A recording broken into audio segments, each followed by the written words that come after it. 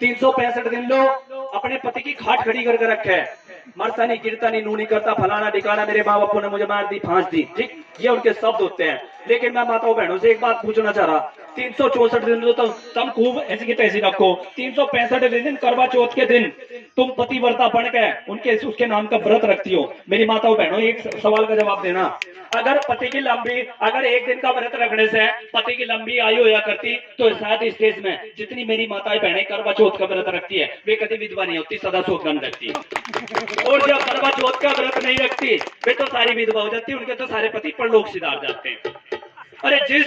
जिस मैं एक बात बता दूं, अब से 3-4 साल पहले एक आसिफा नाम की बच्ची थी,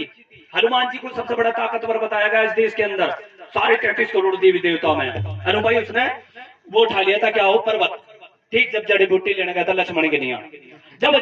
हनुमान जी में इतनी ताकत है, जब उस बच्ची के साथ बलात्कार करा था वहां पे कुछ हरामखोरों ने, तो हनुमान जी की शक्ति भग्गी थी गई, या वो मुस्लिम थी इस वजह से उसकी रक्षा नहीं करी। अगर वाकई में पत्थरों में ताकत होती, अगर इस देश के अंदर पत्थरों में ताकत होती, तो इस देश में से कोरोना वायरस पहले भागता।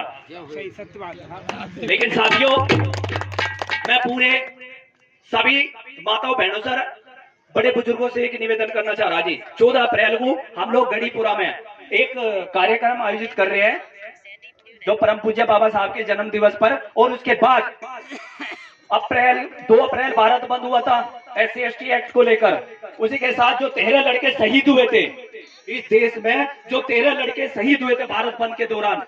उनके माता पिता को हम इस कार्यक्रम में, जो अप्रैल के लास्ट में अंबा में बहुत बड़ा कार्यक्रम करने जा रहे हैं, बहुजन एकता महासम्मेलन, ठीक, उसमें उनके परिवार वालों को एक तरीके से आर्थिक मदद भी करेंगे और उनका सम्मान करेंगे, ताकि इस देश के अंदर जो क्रांतिकारी बच्चा पैदा हुआ है उनका कभी हौसला न टूटे। और ये ध्यान रखना, बीजेपी अब किसानों को चाट रही बढ़िया करके, किसानों ने भाजपा को बनाया था और किसानों का ही सुधार हो रहा। हमने तो झटका ले लिया 2 अप्रैल में, हमने तो 24 घंटे में रिजल्ट ले लिया था,